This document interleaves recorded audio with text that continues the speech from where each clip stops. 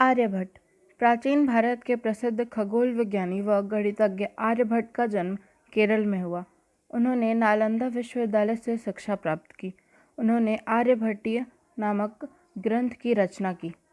इस पुस्तक में गणित, खगोल शास्त्र, ज्यामिति, अंकगणित, बीजगणित व त्रिकोणमिति आदि अनेक विषय समाहित थे। उन्होंने गणित व खगोल विज्ञान से जुड़ी खोजों को छंदों के रूप में प्रस्तुत किया। 13वीं सदी में लैटिन भाषा में इसका अनुवाद किया।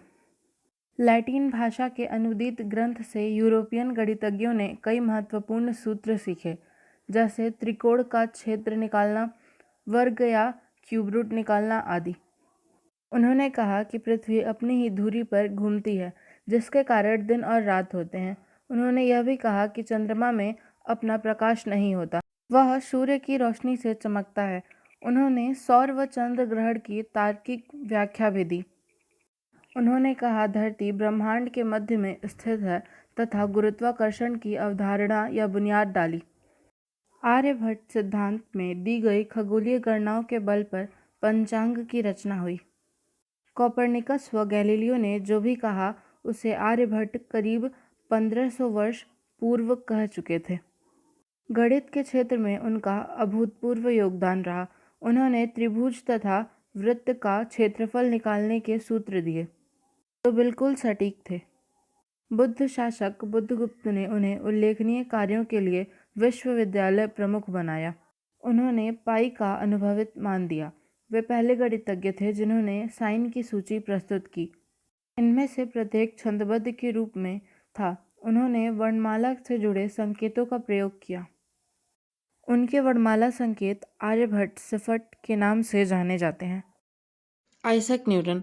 आइजैक न्यूटन का जन्म 25 दिसंबर 1642 को इंग्लैंड के लिंकन शहर में हुआ। वे उसी वर्ष जन्मे थे जिस वर्ष गैलीलियो का देहांत हुआ था। वे आज तक के सर्वाधिक प्रभावशाली वैज्ञानिकों में गिने जाते हैं।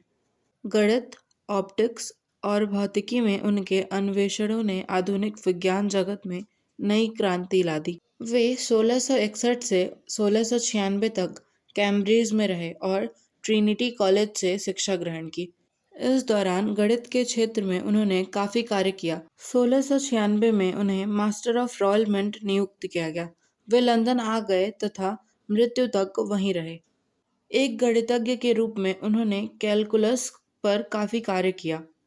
उन्होंने कई नए फॉर्मूले भी निकाले। उन्होंने खगोल शास्त्र को भी काफी प्रभावित किया। उन्होंने सूर्य, चंद्र व तारों से जुड़ी कई नई अवधारणाएं दी। उन्होंने पहले प्रतिबिंबित सूक्ष्मदर्शी का निर्माण भी किया।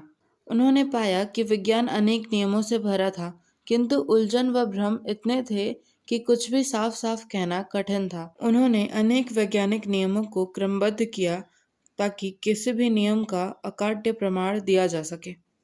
उन्होंने ऑप्टिक्स और प्रिंसिपिया नामक 2 पुस्तकें भी लिखी। 20 मार्च 1727 को लंदन में न्यूटन का देहांत हो गया। उन्हें वेस्टमिनिस्टर में दफनाया गया। वे ऐसा सम्मान पाने वाले पहले वैज्ञानिक थे।